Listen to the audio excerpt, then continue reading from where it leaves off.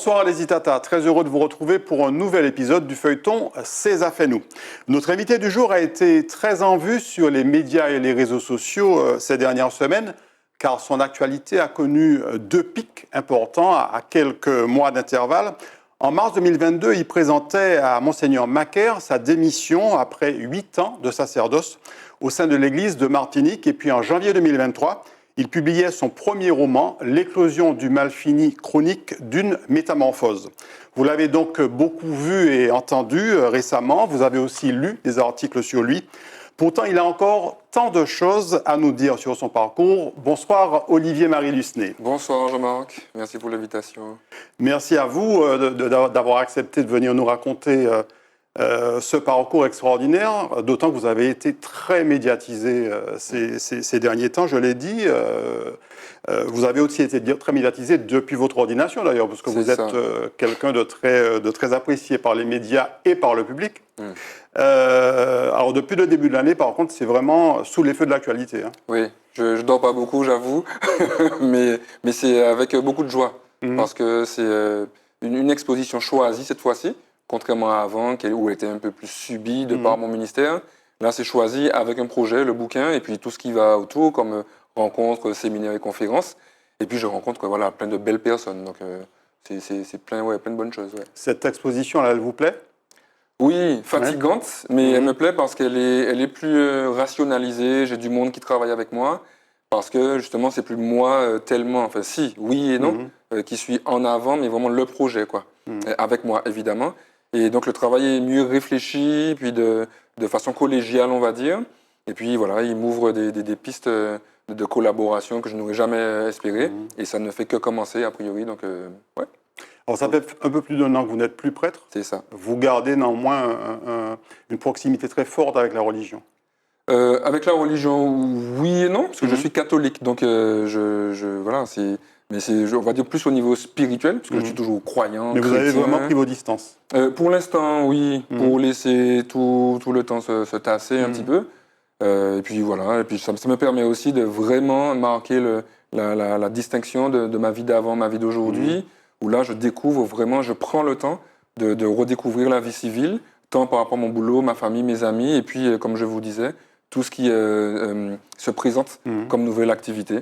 Donc, le boulot, donc, c'est aujourd'hui assistance sociale au sein d'un chantier d'insertion. C'est ça, exactement, depuis septembre 2022. Ouais. Et voilà, où je m'éclate aussi avec une belle équipe et des usagers super motivants.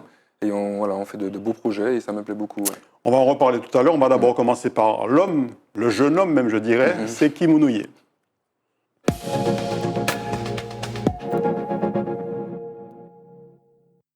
Alors, Olivier-Marie Lusné, Séki Mounouye. En Martinique. Voilà, un jeune homme plein de vie, plein d'ambition, et puis qui est toujours sérieux, mais sans trop se prendre au sérieux non plus. J'aime bien dire que je rigole beaucoup, mais je suis toujours au sérieux. Et puis je vibre. Mon mot le plus important, c'est la vibration. Donc j'aime mon peuple aussi, Martinique. J'aime réfléchir, j'aime me remettre en question, j'aime rencontrer les gens. Et puis voilà, mon leitmotiv, c'est d'apporter un grain de riz au sac du pays. Donc si je peux faire ça déjà, c'est bien quoi. Alors en Martinique, mais en Roubaix aussi. Ah, on va voir cette vue aérienne du Roubaix, tirée du site internet de la ville du Roubaix. Robertin. De cœur, for life, comme on dit avec des copains de là-bas, là. C'est... Quel quartier De Mansarde, alors. Mansarde, voilà, un des Mansarde. Gros quartiers du Roubaix. Oui, voilà, c'est ça. Alors, mon père est du Lorrain, ma mère du Vauclin, mais les 3 enfants, j'ai 2 grandes sœurs. Les 3 enfants, vraiment, voilà, on est nés au Roubaix. Et le Roubaix, il est enchouqué là, quoi. Et ça bouge pas. D'ailleurs, toutes mes grandes étapes, j'ai voulu les démarrer au Roubaix, notamment le livre aussi. Les démarrer au Roubaix. J'ai tourné un clip là-bas, mon premier clip, je l'ai tourné au Roubaix. Enfin, voilà, j'aime ma ville. Ouais. Qu'est-ce qu'elle a de particulier, cette ville ? De la vibration, la réponse facile, mais c'est mon enfance, en fait. Si vous voulez, je suis très, très, très racine, très roots. Et du coup, je n'oublie jamais d'où je viens. Et factuellement, d'où je viens, c'est le Roubaix. J'ai fait mes premières armes, mes premières bêtises, mes premiers 400 coups, mes premières belles rencontres, enfin, voilà. Et c'est le Roubaix qui m'a construit. Et donc ça s'oublie pas, quoi. Et j'aurais aimé demain vraiment collaborer avec avec qui de droit, vraiment pour apporter un plus à la ville, pour l'aider aussi à avancer à ma manière, quoi. Alors, on va retrouver le petit Robertin, le petit Olivier. C'était Olivier à l'époque, puisqu'on C'est va ça. le voir. Vous avez changé de prénom. Vous Oui. avez accolé Marie par la Exact. suite. Le petit Olivier dans sa Ouais, baignoire. c'est moi, ça. Ouais, la petite bassine de la cité, enfin de l'appartement, parce qu'on a grandi en HLM. Mhm. Et voilà, c'est toujours des moments. Je sais pas si c'est des moments de plaisir Déjà ou pas, de mais en belles tout jours cas, à l'époque. Hein. belles jours. Et puis un regard bien présent Oui. aussi. Parce que ce regard-là, il est toujours resté. Je prenais le temps d'observer, d'analyser, entre guillemets, hein, mais de voir ce qui se passait autour de moi, quoi. On va voir que déjà, c'est un petit garçon qui aimait la vie, qui aimait la musique, qui aimait le rythme. Oui. Sur cette photo, c'est voilà, Ouais. anti-compas. Oui, ça c'est chez nous, Tonton Vauclin. Mon père m'a mis un tambour dans les mains vers 4-5 ans à peu près. Maman, c'était l'instruction, le catéchisme. Papa, c'était les activités, la musique, le sport. Et il m'a mis très très très tôt avec un tambour. Jusqu'à présent, hein, je joue au tambour, batterie, tout ça. Et j'étais un bon vivant. Ouais, j'aimais ça, un petit espiègle. Quel souvenir de cette enfance? Heureuse, pleine de vie, dans le cocon familial, mais aussi, enfin il n'y a pas de mais, et aussi à la cité. C'était vraiment avec les copains où on jouait, je le raconte d'ailleurs dans le livre, hein, où vraiment c'est l'époque où l'époque ça fait vieux, mais Oui, bon oui. voilà, il faut assumer. Mais l'époque où la structure sociale éduquait les enfants de tout le monde, quoi. Et avec les boutiques de proximité dans la cité, enfin, ouais, une enfance riche, très instructive aussi, et puis des premières expériences aussi. Enfin, voilà. Très, très sportive également. On va retrouver, alors là, c'est plutôt l'ado qu'on va retrouver au basket. Oui, Je pense que c'était l'Arsenal. c'est ça, à l'Arsenal. Là, on venait de perdre en finale, là. Et, donc j'ai commencé par le foot. Mon père était footballeur au Racing Club au Rapid Club du Lorrain. De Lorrain. Voilà. Et moi, c'est celui qui accroupi là, qui essuie ses larmes. Donc j'ai Ah commencé oui, donc par là, le foot. c'était de vraies larmes à cause de la défaite. À cause de la défaite, ouais. Et quand on voit la tête de tous les gars là, on est dépité là. Et donc j'ai commencé par le foot en primaire, et puis dès collège jusqu'à très tard, plus de 15 ans, j'ai fait du basket. Ça veut Et, dire que tu étais mauvais perdant? chien boule, mauvais perdant, tout, ah oui. Mais il fallait de ça aussi pour avoir la niaque dans le sport. J'avais toujours un ballon de basket. Après l'école, j'allais jouer avec les copains, même tout seul, m'entraîner. Enfin, et du coup, je n'aimais pas perdre. Oui. Ouais. C'était ça, je crois, l'esprit du gagnant aussi. Hein, donc, Et le sport a été important pour la construction de ta personnalité, de ton... Oui, ouais. Vraiment, c'était à l'Arsenal, on avait vraiment une pédagogie d'école au basket, donc on les prenait de tout petits, et puis on grandissait comme ça. Et le président n'hésitait pas à nous donner des bons pour acheter des chaussures, à nous motiver, à nous booster. Et puis le coach qu'on voit en haut à gauche là, Yann, qui est un copain, mais quand il était coach, c'était mon coach, quoi. Et du coup, c'était vraiment la discipline, la cohésion du groupe, la solidarité. Enfin, il y avait un esprit familial aussi, quoi. Et ça m'a forgé. Ouais. L'esprit familial, ben justement, on va parler de la famille. Ouais. Est-ce que vous vous souvenez de... Je dis vous tu, hein, excusez-nous, chers téléspectateurs. On va voir une vidéo, effectivement, et puis on en reparle. Et bon. Ça va? Ça va Ça va? Thomas, mon neveu.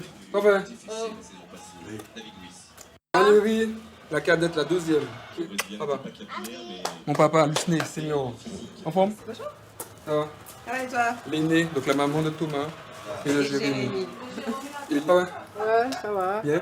Donc elle, c'est ma maman, la reine-mère, qui m'a enfanté, donné la vie et qui m'a accompagné. Tu vas bien? Ouais. Ça t'est manqué? Pas vraiment. Elle commence à découvrir que je suis prêtre. Donc que je dois quitter la maison.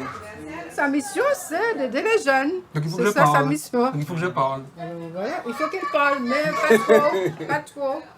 Et donc c'est grâce à cette dame qui m'a appris à prier Jésus que j'ai pu revenir à Dieu et puis entendre l'appel de Dieu dans ma vie, quoi. Voilà. Heureusement, un prêtre n'est rien sans sa famille, rien. Beaucoup d'émotions, Olivier. Donc, on a découvert en fait ta famille, les parents, les deux sœurs, les neveux aussi. Oui. Alors je précise que la vidéo est tirée de l'émission Dieu m'est témoin, c'était sur la chaîne YouTube de Tous Frères TV qui parle de la religion d'outre-mer. Et elle s'avait consacré un feuilleton le jour où Olivier a dit oui, pardon. Alors c'est de revoir tout ça, ça fait quoi? Ça fait 7 ans, je crois, 2015 de mémoire. Hein, ouais, c'est ça. 7-8 ans presque. Ouais, ben c'est touchant. C'est touchant parce que, comme je le dis, à l'époque, là, donc j'étais au tout début, un prêtre n'est rien sans sa famille. Et dès que je vois mes parents, mes sœurs, mes neveux, ça bouge à l'intérieur, quoi. Et vraiment, ce que j'ai été, c'était grâce à tout ce cocon, avec ses fragilités, mais aussi avec son peps. Et puis cette petite dame-là, ma maman, là, très discrète, en même temps, c'est vraiment une maman créole. Et, elle n'aime pas trop qu'on la voit, hein, je sais. Pas du tout. Autant mon père, lui, il est, comme on dit, nos frappes. Donc voilà, mais ma mère, elle est très, très discrète. Elle n'aime pas qu'on la voit, qu'on parle d'elle.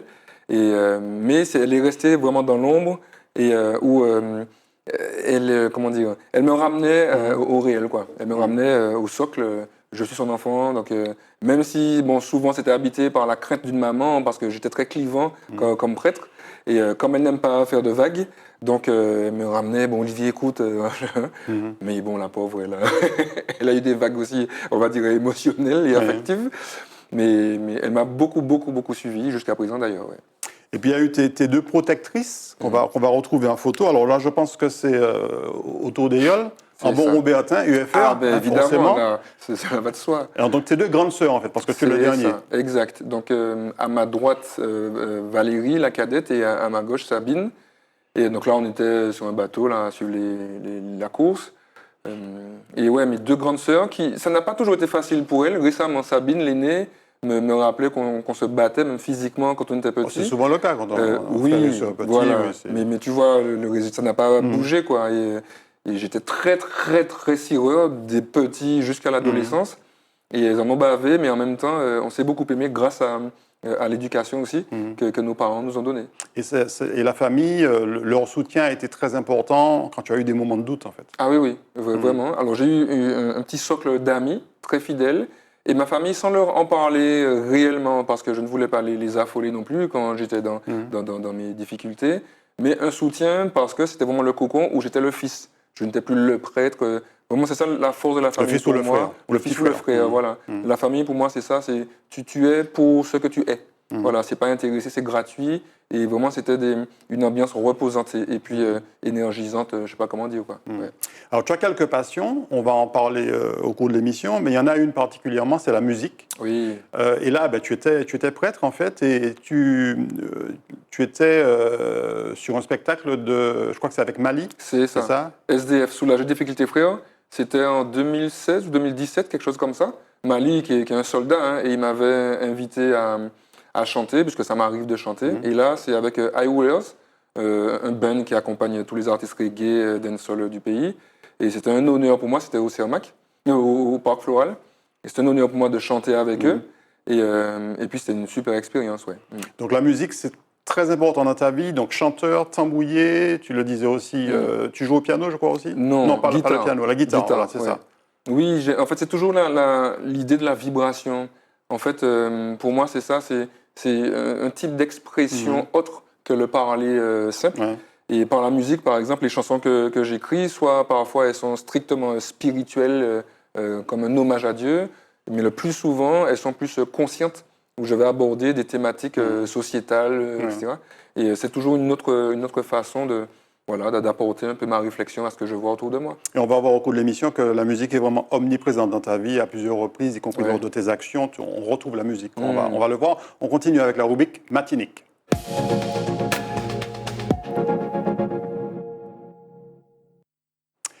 Alors Olivier Marie, dans cette rubrique, on va évoquer donc ta vocation religieuse, mais aussi ton parcours au sein de l'Église de Martinique qui n'est pas systématiquement lié à la religion. On va voir qu'il y a des actions qui ont dépassé largement le cadre de la religion. On va commencer par une photo qui était un grand jour, la photo de ton ordination avec Monseigneur Méranville. Ah ben oui, c'était the grand jour.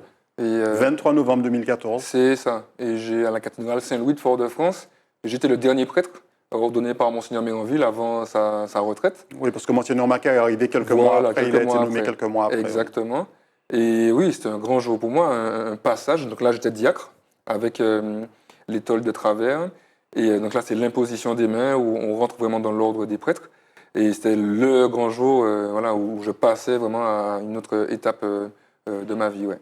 Avant ça, comment s'est fait ton cheminement vers Dieu? Je crois que tu as eu une révélation. En fait, c'est ce qu'on appelle l'appel, mais bon, chaque gars a son appel. Moi, c'est une pensée qui m'a traversé l'esprit, et pourquoi pas toi, prêtre? Voilà. Bon, je ne sais pas du tout dans mes projets. Je travaillais déjà. Où t'es ciré. Oui, mais je m'étais calmé depuis. Je m'étais calmé depuis 2001. Et là, c'était en 2005. Mais j'étais déjà animateur sur Radio Saint-Louis, donc la radio du diocèse. Donc je bossais avec des prêtres, avec l'évêque, etc. Mais la vie d'un prêtre, ça m'intéressait pas. En 2005, tu avais 23 ans. 23 ans, c'est ça. Donc ça ne m'attirait pas et cette question m'a habité. Et donc j'ai pris les moyens d'aller un peu plus loin dans la réflexion. Donc en 2007, j'ai fait une retraite spirituelle. Ça a semblé se confirmer, donc ce désir a grandi. Et puis en septembre 2007, je suis parti en Belgique 1 an, dans une maison de fondation spirituelle, de discernement. Et puis 2008-2014, au séminaire de Paris, pour la formation universitaire, voilà, pour devenir prêtre. Et là, très clairement, dans ta tête, c'était à partir de 2005, tu voulais devenir prêtre. Non, jusqu'au bout. En fait, c'est ce qu'il y a de bien aussi dans le discernement, c'est qu'une fois qu'on rentre, on ne connaît pas la fin. C'est plutôt un temps de discernement où chaque année, avec les différentes expériences qu'on va vivre, intellectuelles, pastorales, spirituelles, humaines, ben là, le désir se confirme ou pas. Il y a des gars qui arrêtent en cours de route parce qu'ils ont compris que c'était pas ça. Tu vois. Et, voilà. Et comment ça se passe? Donc, tu es ordonné, là, novembre 2014. Est-ce que tu sens un changement en toi, en termes de comportement, en termes de rapport aux autres? Comportement, non. Parce que le lendemain, j'en parle un peu dans mon livre, quand je me réveille, je me regarde dans la glace, je me dis, ouais, non, rien n'a changé. Et il y a pas mal de prêtres qui m'ont dit que lors de ma première messe, ils avaient l'impression que j'avais fait ça toute ma vie, alors que c'est la première fois. Bon, je m'entraînais un petit peu de mon côté. Mais par contre, au niveau posture vis-à-vis des gens, et d'ailleurs, ça n'a pas été très évident, c'est que, tu vois, l'heure d'avant, on t'appelle Olivier, et l'heure d'après, c'est mon père. Oui. Et du coup, on oublie le prénom, c'est Père Lucnet. Voilà, c'est Père Lucnet, puis ça devient un titre, parfois même un titre mondain, et du coup, à me placer sur une autre piédestal. Et là, pour le coup, moi qui aime être avec les gens, et puis qui aime la simplicité des relations, ça venait brouiller. Et du coup, ça n'a pas été facile au début, ni à la fin, je pense. Ouais. Mais voilà, il fallait que je rentre dans un nouveau rapport avec les gens. Durant ton cheminement, tu as eu des modèles, alors au sein de l'Église de Martinique ou d'ailleurs, et on va retrouver quelqu'un qui est un éminent prêtre de Martinique, le père Jean-Michel. Alors je précise que Jean-Michel, ce n'est pas un prénom, mais c'était son nom, parce que son prénom c'était Gaston. Père Gaston Jean-Michel, qui a été d'une longévité extraordinaire et surtout quelqu'un de formidablement engagé en fait. Ah oui, le père Jean-Michel, je l'ai connu quand j'étais plus jeune, même avant le sacerdoce.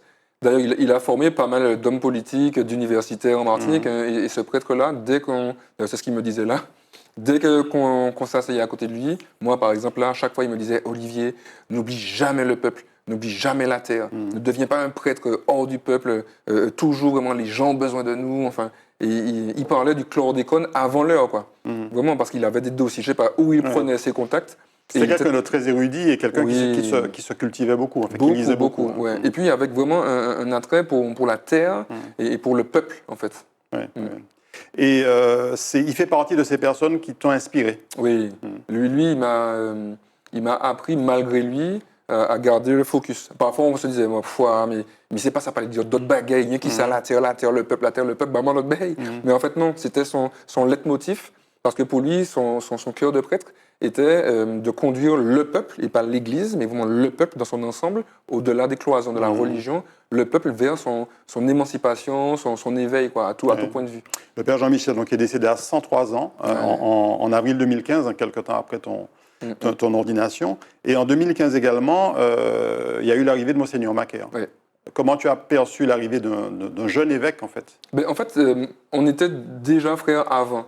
J'étais séminariste, lui était prêtre, et on se voyait quand on pouvait, parce qu'il était dans le sud de la France. Moi, j'étais à Paris. Mais voilà, dès qu'il venait à Paris, il venait me voir. Dès que je descendais, je passais le voir. Et donc, c'était un frère. Et quand il est devenu évêque, ben, je me suis dit, super, on va foutre le feu, quoi. Et de fait, on a commencé à mettre... On va foutre le feu, clairement. Oui, vraiment. Et puis en même temps, en parallèle, il y a le pape François aussi qui est arrivé vers 2013, 2014, je me souviens plus très bien. Et les gens ont rapidement fait le rapprochement, un nouveau pape, un nouvel évêque, un nouveau prêtre, et avec une direction, un mouvement particulier, quoi. Et un nouveau style aussi, parce que ce qu'on peut dire, c'est que tu t'es rapidement distingué par l'expression très libre avec laquelle tu t'es emparé de ton ministère. On regarde cette vidéo, c'était à l'église de Saint-Christophe, une messe des rameaux. Ouais. On en reparle. N'imaginez pas que quand vous allez mettre vos rameaux sur votre crucifix chez vous, ça va éloigner les dorlis, hein, frères et sœurs. Non, non. Ce qui va éloigner les dorlis, c'est quand ils vont rentrer dans la maison et puis ils vont voir une famille de chrétiens qui sait mettre ses deux genoux à terre. Là, le dorlis s'attrape un malcadi. C'est pas les rameaux. La fête des rameaux, frères et sœurs, c'est vraiment cette fête de l'entrée triomphale de Jésus à Jérusalem. Et ces rameaux, ce sont ces branches que le peuple secouait. Et donc quand nous bénissons nos rameaux, ils sont vraiment bénis. Ça veut dire que comme ils sont bénis, comme tous les objets bénis, ne les traitez pas n'importe comment, ne les jetez pas par terre comme ça, parce qu'ils ont reçu une bénédiction particulière, concrète. Mais ce n'est pas devenu un objet magique. Ne prenez pas ça comme épée contre votre adversaire. Pas même, au nom de Jésus. Voyez, mais non. Voilà, donc c'est une vidéo tirée de la chaîne YouTube de Radio Saint-Louis. C'était quoi, mars 2015, donc c'était quelques temps après ton ordination à l'église Saint-Christophe. Oui. Tu avais clairement décidé de rester le même, de ne pas changer parce que tu étais prêtre. Ben, je n'ai même pas décidé. En fait, c'était évident pour moi quand les gens m'appelaient atypique, je sais pas quoi. Je comprenais même pas parce que c'était moi. Et d'ailleurs, des amis d'enfance, quand ils me voyaient sur les médias, à la télé, ils me disaient, beaucoup m'ont dit, mais je comprends même pas pourquoi les gens sont surpris, parce que tu n'as pas changé. Et tu n'as pas changé, pour moi, c'était évident. En fait, ça m'aurait paru étrange de changer parce que j'étais devenu prêtre. Mais justement, j'ai vu que c'est le fait d'être resté moi, avec mon langage, et puis voilà, qui a créé un peu la nouveauté, mais malgré moi, quoi. Mais malgré tout, ça a suscité des réactions à la fois au sein de l'Église et puis de la part des fidèles. On l'a vu là dans le public, il y en a qui étaient un petit peu surpris de la diatribe sur les dorlis.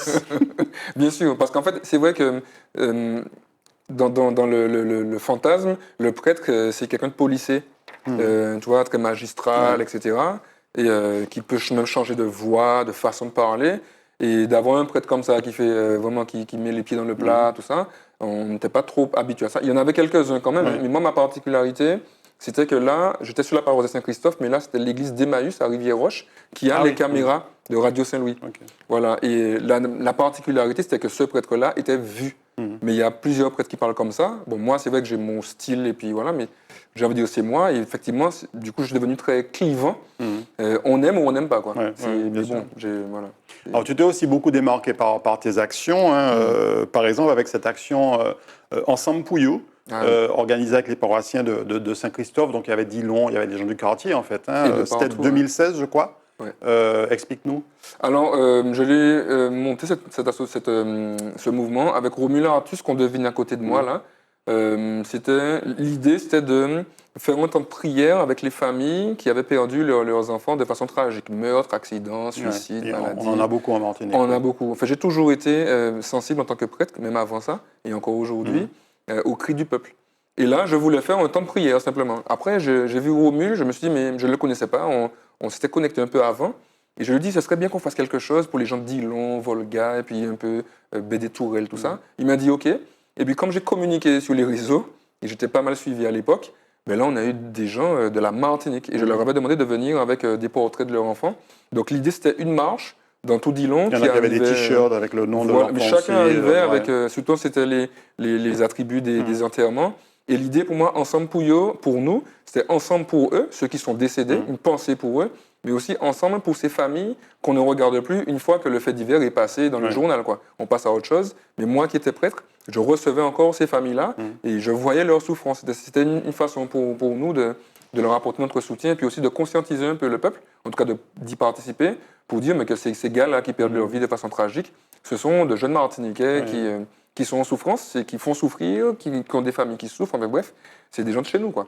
On va avoir une petite vidéo qui résume un peu, une vidéo de Jean-Marc Henninga qui résume un peu l'action.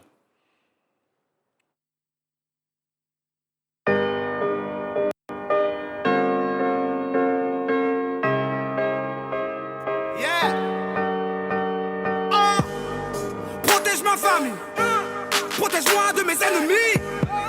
Pardonne-moi pour mes péchés, je me repens de mes infamies. Personne n'est parfait, et moi encore moins. Je fais un travail sur moi-même, mais je sais que je suis encore loin. Que Dieu me pardonne, j'ai pas toujours été droit dans ma vie. J'ai pas toujours été bon, j'ai souvent cédé à mes envies. Seigneur, guide-moi, aide-moi à être un homme meilleur. Pardonne-moi, montre-moi la voie, pardonne mes erreurs. Oh, que Dieu me pardonne. Que Dieu me pardonne. Que Dieu me pardonne. Que Dieu me pardonne. J'ai souvent du mal à gérer ma colère et j'en perds mon discernement. L'enfant du soleil est aussi l'enfant du tonnerre depuis le décès de sa maman. Aide-moi à ne pas me perdre, je cherche la lumière dans l'obscurité. Je sais que je suis mon pire adversaire, guide-moi vers ta sécurité. La vie n'est qu'un test et je ne veux le rater. Renforce mes faiblesses. Voilà Olivier Marie. On n'a pas dit d'ailleurs, on n'a pas parlé effectivement de la transition d'Olivier à Olivier Marie, mais voilà, on voit tout le succès de cette action et toute l'adhésion qu'il y a eu de la part des habitants, parce qu'il n'y avait pas que les parents de victimes. Ah oui, c'était à l'adresse des parents de victimes, mais les paroissiens étaient là, et puis comme je disais, comme c'est communiqué sur les réseaux, donc il y a des gens de toute l'île en fait qui sont venus. Et on va voir d'ailleurs une photo je crois que c'était l'église Saint-Christophe qui était pleine à craquer en fait. Là, oui, on voit, à la tribune, aux portes, on était près de 1500, je sais pas, quelque chose comme ça, avec les médias présents aussi. Je pense qu'une fois qu'on touche le cœur, les gens répondent en fait, parce que c'était vraiment un acte solidaire. Voilà. Et puis, Quand on est prêtre et qu'on organise une action comme celle-là, en partenariat avec Romul Artus, tu l'as dit, qu'on voit un tel succès populaire, ça fait pas... À un moment donné, on ne se dit pas, mais il y a quelque chose qui me dépasse là. Oui, complètement. D'ailleurs, là, quand les gens sont rentrés ce jour-là dans l'église, parce que j'avais demandé aux parents, à ceux qui voulaient, de témoigner et tout, et puis il y avait des questions-réponses. Les gens de l'Assemblée leur posaient des questions de façon libre. Eh bien, au bout de, je sais pas, 15-20 minutes, je suis allé m'isoler dans la sacristie et j'ai pleuré. Parce que c'était hyper fort. Je me dis, mais punaise, mais en fait, mon peuple a des souffrances et j'ai fait une action et ça m'a complètement dépassé, mais ça me confirmait qu'il fallait y aller. En fait. Alors ça, c'est le bel aspect, la solidarité. Et puis il y a aussi des choses que tu n'as pas toujours appréciées, ce sont les on-dit ou ce que les gens pouvaient penser parce que tu étais un jeune prêtre avec un style particulier. On va voir un autre extrait vidéo que j'ai découvert sur le site internet du Jour du Seigneur. Donc c'était toujours dans le cadre de l'émission Dieu m'est témoin, une interview réalisée par Marie-Lezure Vandamme. On la regarde. Par exemple, là, j'ai entendu dans le micro-trottoir, j'ai entendu dire que le prêtre va en boîte avec des jeunes. Je ne suis jamais allé en boîte avec des jeunes. On avait organisé une soirée dans un restaurant à ciel ouvert. Oui, les soirées Light Event. Je crois qu'on a d'ailleurs des images. On va essayer d'en regarder, je ne sais pas. Voilà. C'était exactement. Et comme ça change, tout de suite, mais qu'est-ce que le prêtre fait en boîte de nuit avec des jeunes, quoi. Et donc, ça laisse libre cours au fantasme. Mais c'est intéressant. Moi, j'aime beaucoup. Ça permet justement de ne pas aller trop en bisounours, quoi. De savoir que, évidemment, on n'aura pas toujours des avis positifs, mais ça me construit, j'aime beaucoup. Voilà. Alors je précise, donc c'était une dame qui, pendant le micro-trottoir qui a été diffusé juste avant, s'étonnait du fait que, soi-disant, le prêtre allait en boîte avec des jeunes. Et c'est vrai que cette image, ce qu'on pouvait colporter, ce qu'on pouvait dire sans en être témoin, c'est quelque chose qui t'a froissé. Oui, même blessé profondément, parce que, en fait, je ne comprends pas... la méchanceté, les ragots, tout ça. C'était pas de la méchanceté en l'occurrence, mais voilà. Et en fait, au début, ça me blessait, mais vraiment dans mes entrailles. Et plus j'avançais au fil des années, plus je comprenais que, en fait, il y a une attente et que moi j'interprétais comme une chosification du prêtre. Le prêtre doit être ça. Ouais. Et comme je ne rentrais pas dans les cases, mais forcément ça bougeait. Et du coup, j'ai respecté ça aussi de ces personnes qui racontaient. On m'a inventé 1000 vies. D'ailleurs, le livre, c'est une façon pour moi de me présenter, que tu y crois ou pas, mais en tout cas, je me présente pour reprendre un peu la main dessus. Donc voilà, ça a été pour moi aussi un itinéraire pour respecter le regard des gens. Et puis surtout, moi-même, très important, pour ne pas appuyer mon action sur le regard des gens, positif comme négatif. Bien sûr. Voilà, Alors après son arrivée, Monseigneur Macquart a nommé aumônier des étudiants. Tu as toujours été très proche du public jeune, de par ton âge, mais aussi parce que voilà, tu aimes faire le bien et qu'on voit comment parfois notre jeunesse dérive. Que revêtait cette mission d'aumônier des étudiants? C'était pour répondre à un désert au niveau universitaire et puis plus, en tout cas bac plus, c'est-à-dire études supérieures. On a des aumôneries primaires, collège, lycée. Mais ensuite, une fois qu'on passe le lycée, il n'y avait rien. Ouais. Donc il y avait le père Yangting qui était là avant moi, et donc je lui ai succédé. Et donc on a monté la Team Avengers, c'était les étudiants là, ils sont tout mignons là à l'époque. C'était vraiment pour leur permettre d'avoir un lieu ressource, et puis des lieux pour continuer à grandir spirituellement. Donc j'ai créé la messe des étudiants avec eux, à Shellshare, le dimanche soir, qui existe encore d'ailleurs. Et puis il y a eu aussi les baptêmes. Et les baptêmes, oui. On va voir la photo où tu en as baptisé plusieurs en fait en immersion. Par immersion, voilà. Ça c'est parti sur un défi d'un jeune, j'aime bien ça. Le chiche, c'est un de mes leitmotifs aussi. Il y a un jeune qui m'a dit mais c'est super, on va faire de l'immersion. Je dis ok, va à Decathlon, achète une piscine et puis on fait ça. Il dit c'est sérieux, oui, ok. Et puis on a fait ça. Et j'étais content de vivre ça, ces baptêmes par immersion, parce que pour moi le symbole est beaucoup plus fort. Et ça s'est très très bien passé. Les jeunes, il y avait trois jeunes ce soir-là. Et même l'Assemblée aussi était profondément touchée par rapport à cet acte fort, quoi. Le fait d'innover comme ça, le fait de répondre aussi à la demande, qui était une demande qui sort un peu des cadres de l'Église, de façon, je veux dire, elle n'est pas habituelle d'accéder en fait à des demandes particulières. Comment est-ce que ça a été perçu par la hiérarchie religieuse d'abord? De différentes façons. C'est-à-dire que je pense, et je lui avais dit ça aussi à David Macquart, que ça ne devait pas être facile de gérer un prêtre comme moi, parce que quand il va avoir une innovation, il va se dire super, on y va. Mais en fait, il reçoit tellement de retours aussi que lui, il doit contenter, entre guillemets, pas contenter, mais ménager tout le monde. Donc voilà, c'était pas forcément évident tout le temps. Mais moi, avec mon cœur, quelle que soit même la hiérarchie, en fait, j'ai envie de te dire que j'y allais parce que je sentais que c'est là qu'il fallait que j'aille. Et pour moi, le critère, c'était est-ce que c'est bon ou mauvais. Et là, pour moi, il y avait quelque chose à jouer là. Et donc, on y est allé. Et puis, quand j'ai vu les fruits, ça me l'a confirmé, quoi.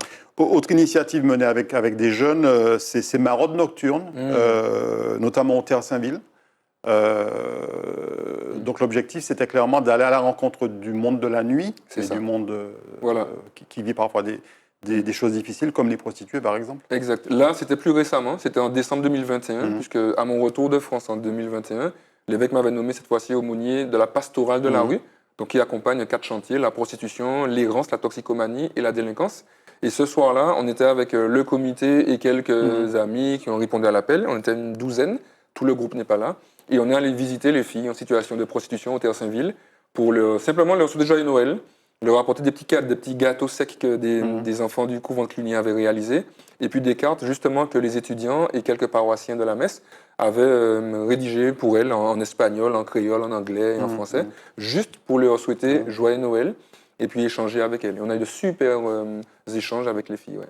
Alors tu viens de l'évoquer, donc en 2019, tu t'es vu confier une mission. 2018, pardon, donc une mission dans l'Hexagone, c'était dans le diocèse de Versailles. Voilà.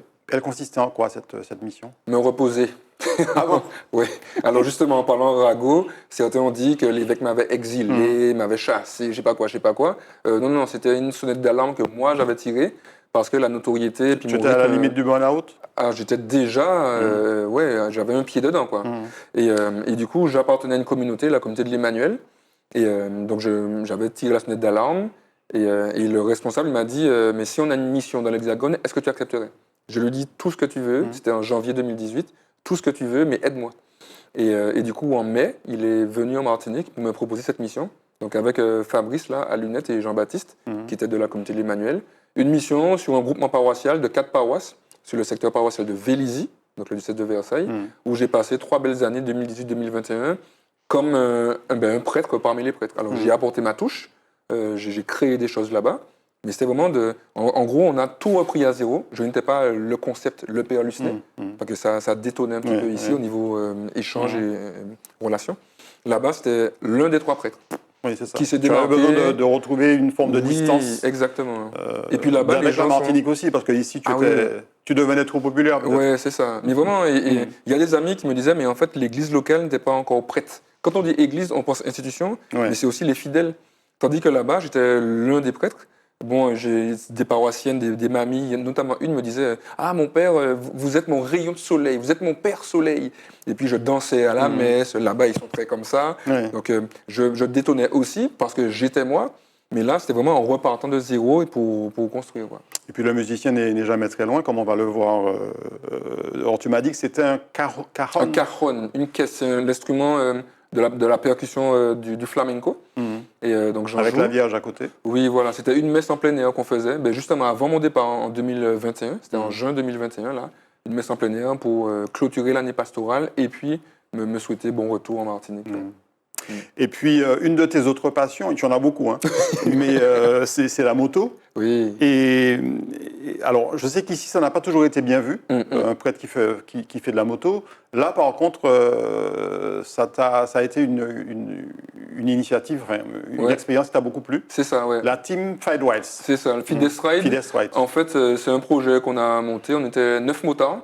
Et donc des gens engagés dans la religion aussi. Voilà, alors pas tous, mais on va dire les 3 quarts étaient catholiques, des amis que je connaissais. Et puis comme on avait communiqué sur les réseaux, c'était paru dans des journaux catholiques là-bas, dans l'Hexagone. Et donc on a fait 10 000 km aller-retour. On est parti de Vélizy, 78, et on est allé en Bourgogne en passant par Vézelay. Et vraiment, j'ai pu allier. Donc j'avais acheté ma moto ici, enfin plutôt là-bas. Et j'avais changé de moto là-bas plutôt, une plus grosse en fait. Mais non, même pas, la plus grosse, je l'ai achetée après parce que je me suis tapé 10 000 km sur mon petit roadster et je l'ai senti passer. Effectivement, non. Et en fait, l'idée c'était de joindre l'utile à l'agréable avec justement l'aspect motard où on a pu avoir des motards pas chrétiens mais qui ont passé un super temps puisqu'on allait rejoindre un festival chrétien. Mais on faisait aussi des balades moto. C'était génial pour moi, ouais. Donc tu reviens de France après cette mission de 3 ans à peu près, c'est ça en 2021. Est-ce qu'à ce moment-là, tu as déjà pris la décision de quitter l'Église? Pas du tout. Non. Pas du tout.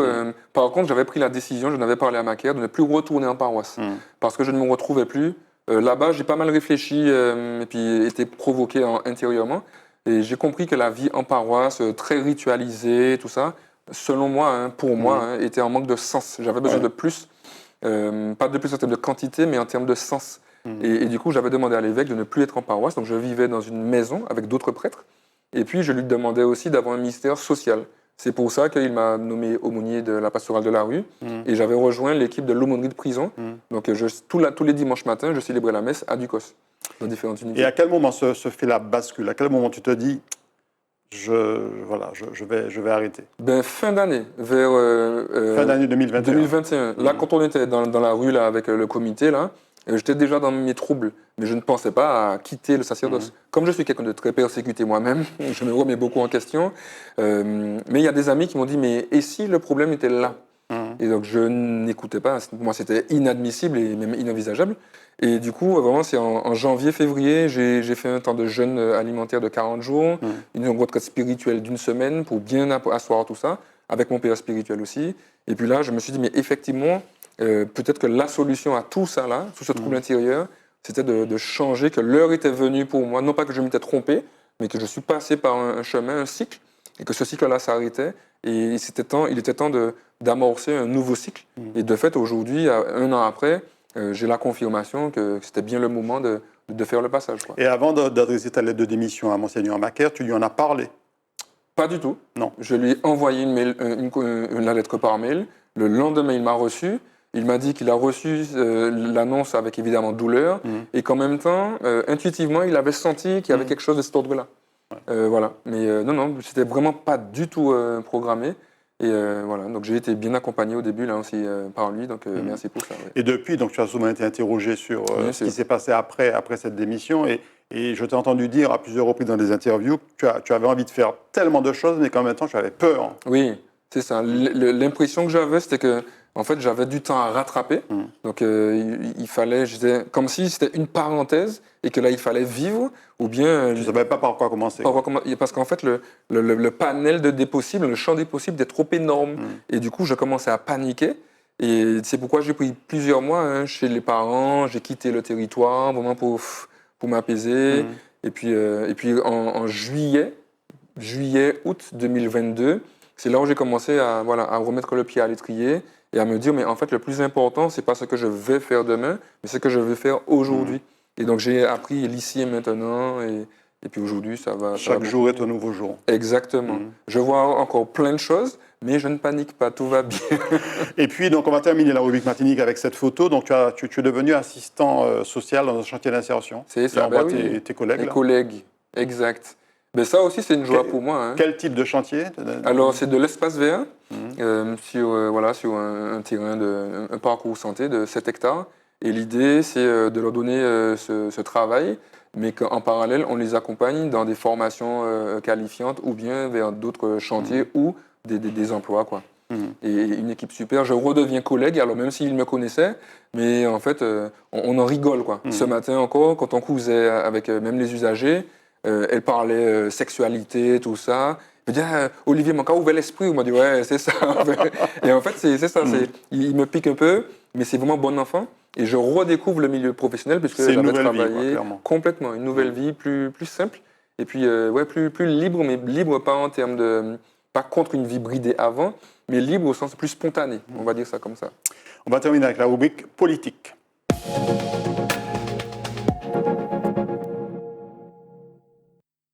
Alors, je vous rassure, chers téléspectateurs, Olivier-Marie Lusté ne va pas nous annoncer qu'il fait de la politique, qu'il se lance en politique, en tout cas pas aujourd'hui, peut-être que ça va arriver un jour. Alors d'abord, Olivier-Marie, pourquoi ce changement de prénom? En fait, c'est une consécration au cœur immaculé de Marie, donc ma piété personnelle, on va dire, en 2015, un an après mon sacerdoce, et j'ai eu ce désir ou cet appel intérieur à faire cette consécration et à changer de prénom.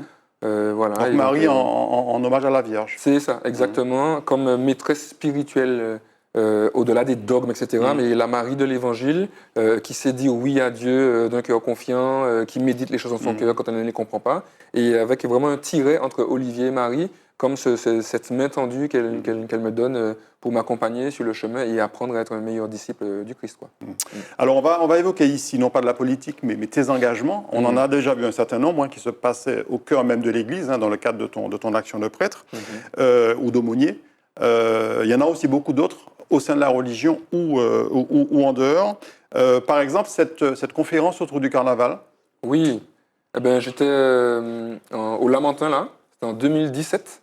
Une semaine avant le carnaval, donc avec Malik Duranty et Yvon Lamorandière et Céline Chalonneau qui était modératrice. J'ai fait un parcours sur le carnaval parce que j'aime beaucoup le carnaval, mais malheureusement il est taxé de pas mal de choses au niveau spirituel, c'est le truc du diable, du païen. Exactement. Et pour moi, ça a toujours été ça, c'est de démystifier les choses et de les ramener à un niveau culturel, identitaire. Donc là, il y a tout un parcours, là c'était le vendredi soir. Le samedi soir, le groupe de carnaval Move, ils sont venus animer la messe, donc avec leurs costumes et tout. J'ai béni leurs instruments et ensuite, elles nous ont fait un bœuf sur la place. On va voir d'ailleurs la photo, effectivement, la soirée déguisée. C'était une soirée ou une après-midi déguisée? Et ensuite, le dimanche, on a fait un midi-minuit à la Palouza. Donc on était 700. Donc là, c'est toute l'équipe d'Efata. C'est un groupe qu'on a fondé en 2016, un groupe de chrétiens, mais...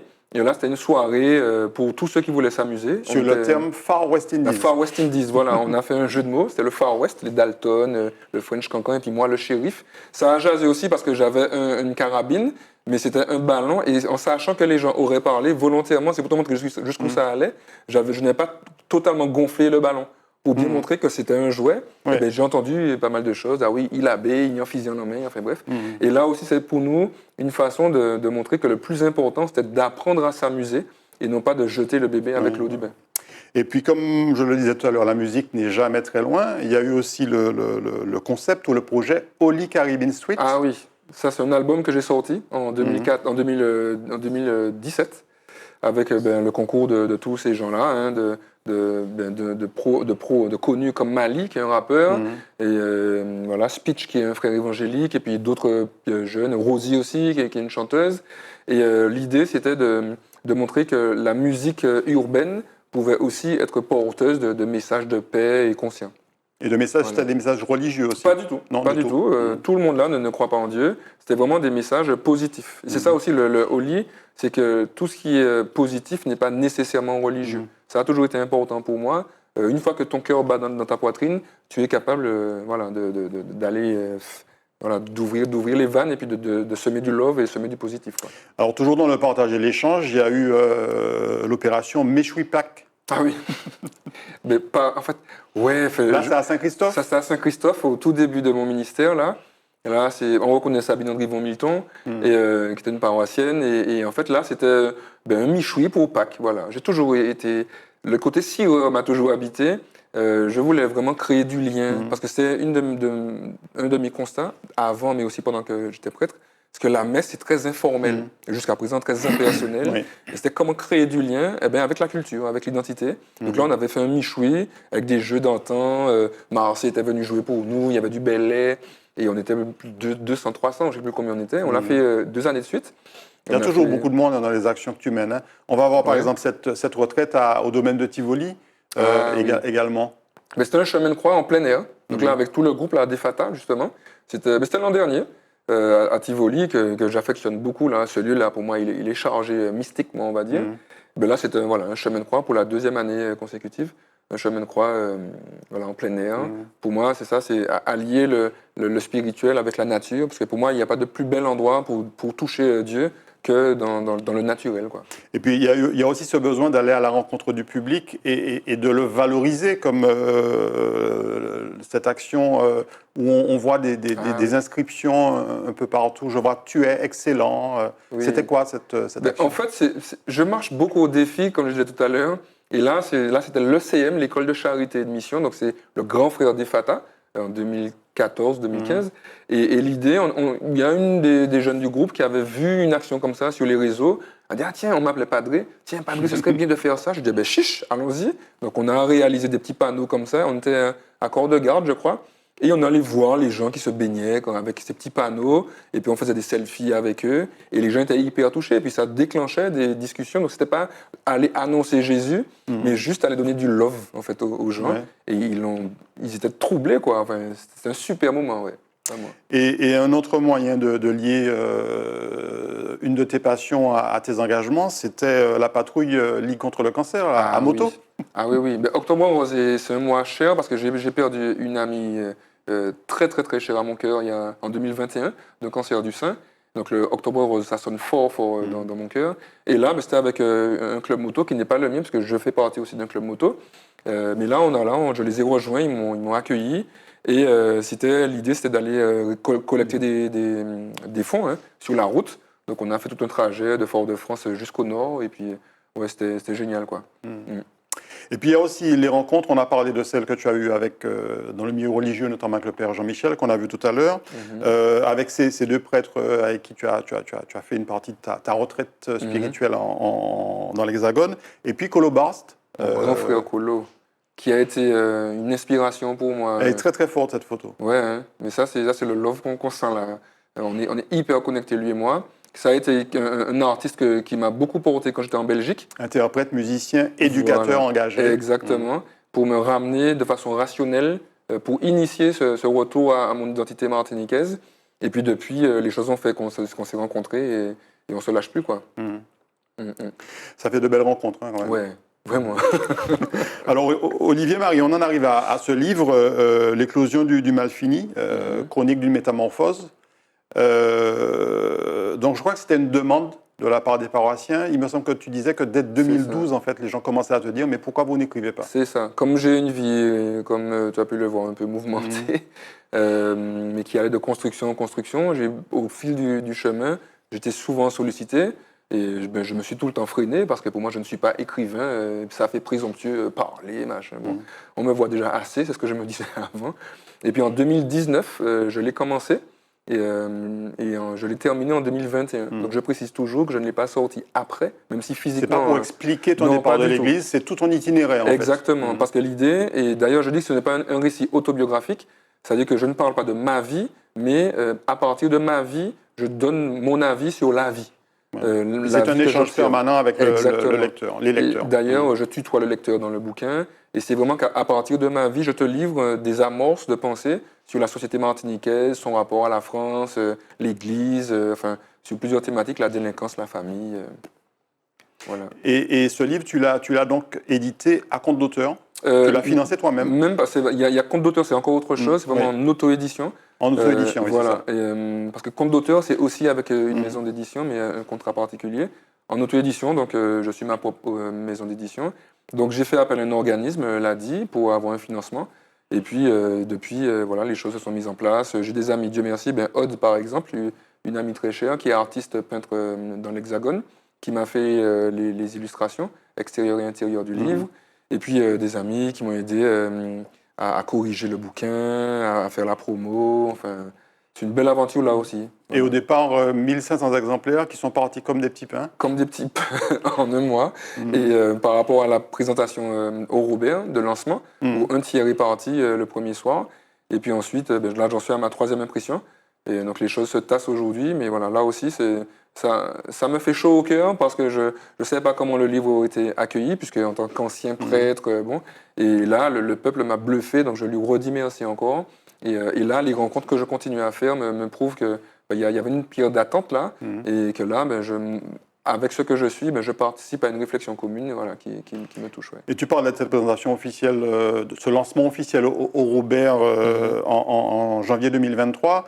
Il y a 2 personnes avec qui on va te retrouver en photo, qui sont des personnes qui t'ont inspiré en fait. Ah oui, et qui m'inspirent encore. Donc là, honneur aux anciens, Antoine Maxime, qui lui aussi a été un ancien prêtre. Que j'ai reçu il n'y a pas très longtemps. Voilà, voilà, l'abbé Maxime, comme on l'appelait, qui lui a quitté dans les années 76.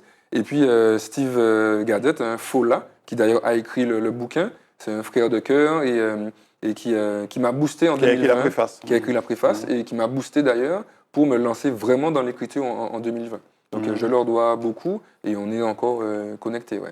Et Steve Fola-Gadet, qui le jour de cette présentation au Robert, alors je crois que c'est dans une école maternelle, Lucien Laroche, où tu avais fait l'école. C'est ça, mon école maternelle. Je voulais la faire, la présentation dans le hall des sports par rapport au basket et dans ma cité, et c'était pas disponible. Et le maire m'a proposé Lucien Laroche. Je me dis, ah mais c'est petit. Et puis je me dis, mais waouh, mais symboliquement, je retourne aux sources pour parler de mes racines, donc c'était génial, quoi. Et je disais, donc Steve Fola-Gadet qui t'a posé une question sur pourquoi le titre, l'éclosion du mal fini, et on écoute une partie de ta réponse. Le mal fini, alors j'ai découvert cet animal-là dans un livre de Patrick Chamoiseau, Les 9 consciences du mal fini, et il y a longtemps j'ai lu ce bouquin-là, j'étais au séminaire je crois, ou un peu après, et j'ai découvert l'oiseau dans le livre. Et cet animal-là m'a perturbé. Il se fait malmener par un petit colibri dans le livre. Il s'est fait donner une leçon de puissance par ce petit colibri-là.